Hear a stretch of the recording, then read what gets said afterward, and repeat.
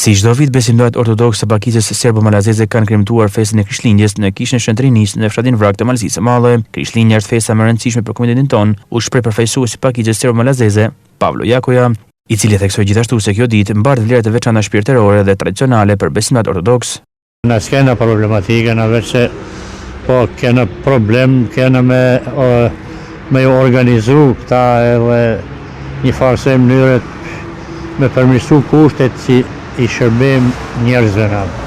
Është fest, është një variant i çuditshëm si fest për dikush që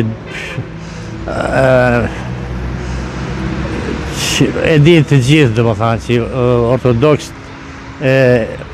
disa grupe ortodoksisht që janë në Shqipëri e festojnë në sipas kalendarit vjetër festat fetare, si për shembull Krishtlindjet, vitin e ri, dhe rilindjen e Krishtit.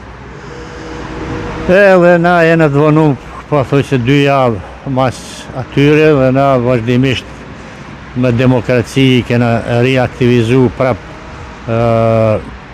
çështjen e besimit fetar ortodoks.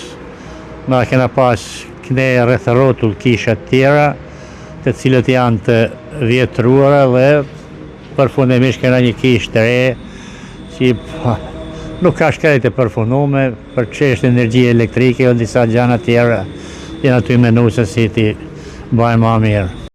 Vitet e fundit është vërejtur një të kurrje numrit të banorëve të komunitetit serbo-malazez sipas emigrimit del vende të tjera.